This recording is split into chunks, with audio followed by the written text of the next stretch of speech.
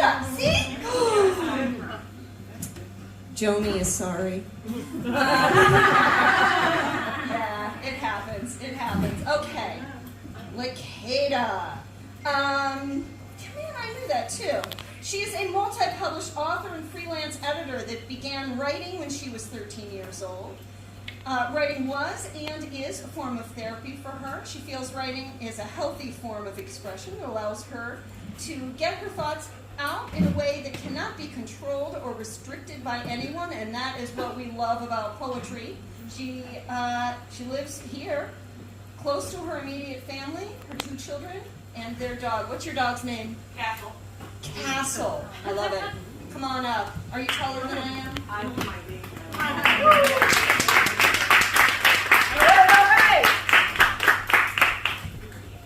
Oh, maybe I am taller than you. Everybody is. Yeah. Alright guys, so I decided to pull like different poems from 4 of my poetry books, so I'm like gonna go through there. We're just gonna pull a little bit, and then some of the poetry I haven't read in public in a while, so get to know me outside of what everybody else knows me for, which is erotic poetry. So here we go. Let me introduce myself. I spill my soul on paper for the world and fans to read, and then I'll tear that very paper just to watch the lovers bleed. A lover to the lyrics, but a whore to every verse. Though writing is a blessing, it is also my biggest curse. To articulate your feelings so that others will understand makes it easier for them to judge you and see how much you're damned. However, this is who I am. I wouldn't have it any other way. If we haven't been introduced before, I am Lakeda. So this poem is my mom's favorite. I have to read it because she loves it so much. I wrote it when I was like 17 or 18. It's called My Imaginary Friend. I'm not included, so I feel secluded, and I don't know what to do. So I sit down when no one's around, and I write my thoughts to you. The pain inside will zap my pride, but I'll never let anyone see that I'll sometimes cry, sometimes wish to die because I don't have any choice being me. But even with you, it's sad but it's true that you are not even real. You're not even there, you're made out of air, a friend that no one can steal. But every day when I have something to say, you listen and just let me vent. A friend in need is a friend indeed, and I'm still not sure what that meant. So I'll swallow the knots and write down all of my thoughts until I can summon you again. When no one is home and I'm all alone, I'll call it my imaginary friend.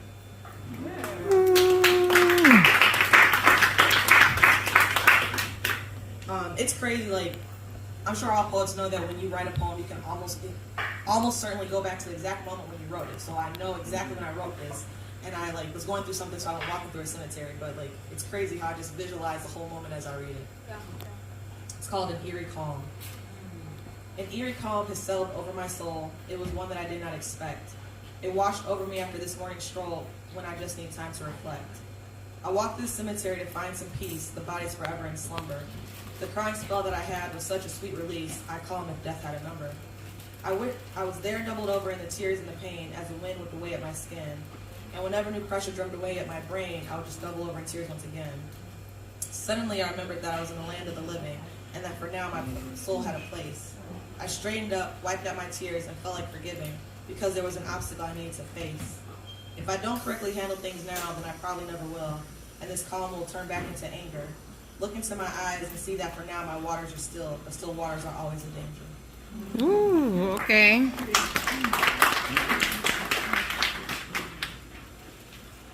This one is called Inside of My Mind. Now understand, guys, I'm in a good mental space, okay? I have to put that out there. Like a couple of months ago, I started being active on my poetry, on my business page, my fan page, and I was like posting like old poems. And everybody's like, oh my God, are you okay? I'm like, I'm fine. I'm really good. Thank you for being concerned, but I'm really okay. Inside of my mind. I'm losing control of my mental state, so death seems like my only escape. It's morning and yet it feels so late. I just want it all to end. Constant thoughts laced with suicide, contemplating if it's my time to die. Daily pummeling across my very pride. I just want it all to end.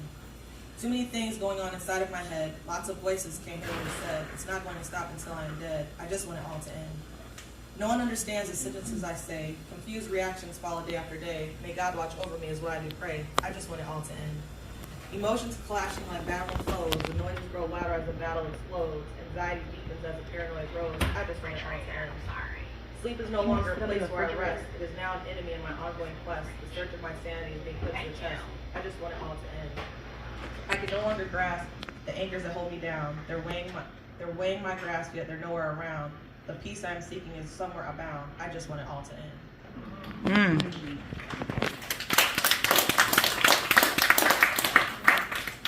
So this is my favorite poem. Anytime someone passes away or loses a loved one, you'll probably see me in your inbox sending you this poem with a pretty blue background and a teardrop. If letters could be delivered to heaven, I would write you a book. If water could lead me to where you are, I would start the smallest brook.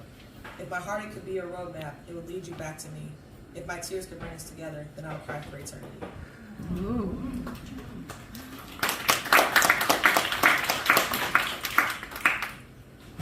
Poetry saved me. Like how, you ask? My mind had gotten to where life could kiss my ass. Couldn't see the future because I was too stuck in the past. Plus I got tired of having stones thrown at my house made of glass. And so, I wrote.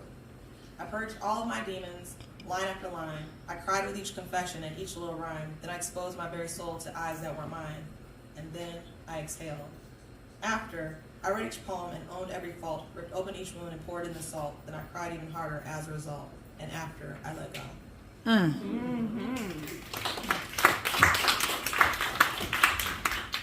This one's tiny. You wouldn't let me be, and I had to break free.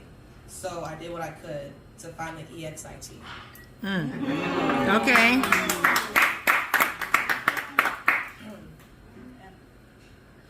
Music plays a melody on my soul that gives me comfort. Peace when I am broken, wings when I can't fly.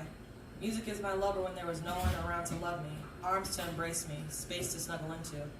Music calls out to me when the void of silence is the loudest, whispers that reach my ears, words that catch my attention. Music touches places that very few will ever touch, fingers against my skin, hands between my thighs. Music can be powerful when you recognize its power, demanding its melodies, controlling with its beats. Music is a master while the ears of the world are its slaves, whipping us rhythmically, chaining us to the lyrics.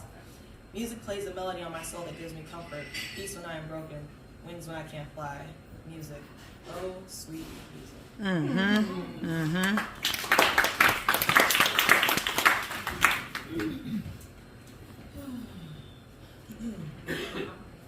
I am not happy with where I am at in life. Yet, I do not know where I want to be either. This shit is confusing. My spirit wants to run free and unbridled. However, I find that I can be rather reckless. Blindly running across the street in the middle of midday traffic. Am I having a midlife crisis? Or is it simply a crisis midlife? I don't know. However, something tells me that it's going to destroy me before it makes me into who I'm meant to be. Surprisingly, I am completely ready. All right. Okay.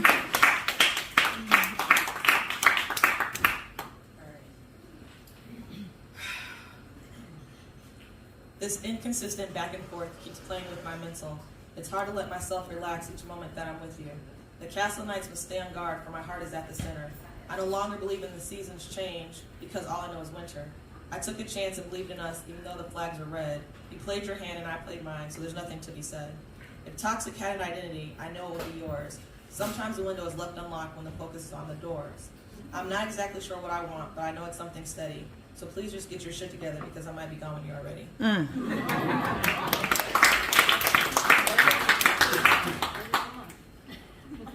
Okay, this is a little more aggressive. I was kind of upset, and I stayed this way with particular people. So just know if you have those kind of particular people, this is for them. Please leave me the fuck alone. How many times do I have to ask this of you? Tell this to you. Block you. When you had unlimited access to me, you squandered it. But now I only seem like a treasure to you because I no longer deal with you. I no longer allow you in my circle, in my space, in my life. Your existence is non-existent to me, and it stays that way.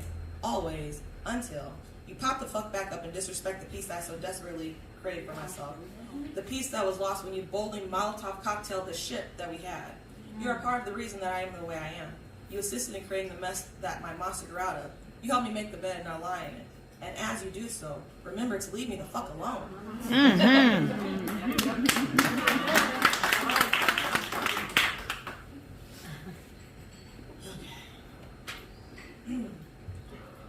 Sitting here, beyond confused, because what happened? Everything seemed fine. The energy was matched, the vibe extremely chill, then something changed. But what was it? I can't get you out of my head. can't get you out of my head. Well, why is that? Because I actually liked you, which is something I don't do. I went against my own code, broke my very law. Don't ever like them. We don't do that here. I'm safer that way. My walls stay up, they stay solid, they're there to protect me. Feelings hurt, and they get hurt. And I hate how the hurt feels, because it lingers unnecessarily until the pain finally subsides, only for me to like someone again.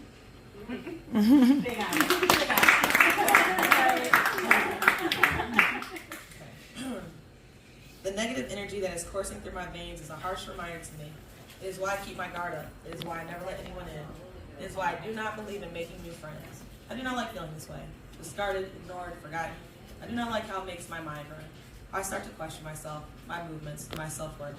No, I do not like this feeling at all. My wall shall never come down again. I will drown from my tears of loneliness before I ever let another soul in.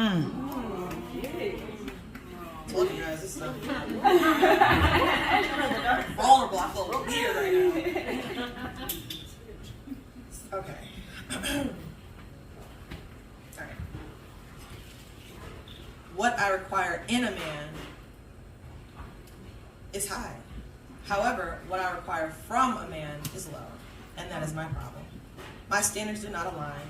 I find myself willing to settle for the bare minimum because that is what I'm used to, because that is what I had to give for so long that it became normal to me. But I have to come to realize that that is not normal. You cannot shine a diamond with a filthy rag and expect for it to sparkle. And if I don't do anything else in this life, I'm going to sparkle. Mm-hmm. Yeah.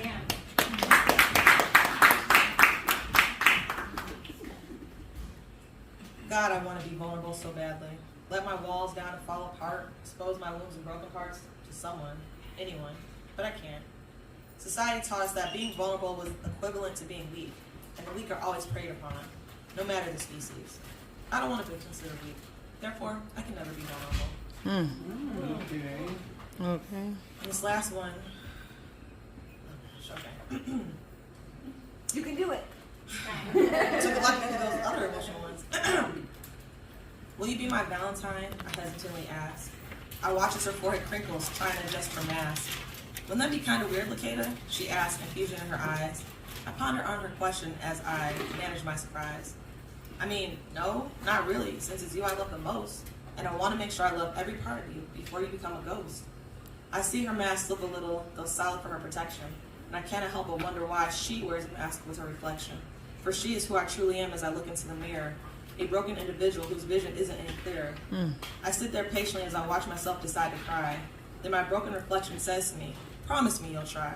If you love yourself like no other and put yourself first every time, then our pieces will finally be able to mend and I can be your Valentine.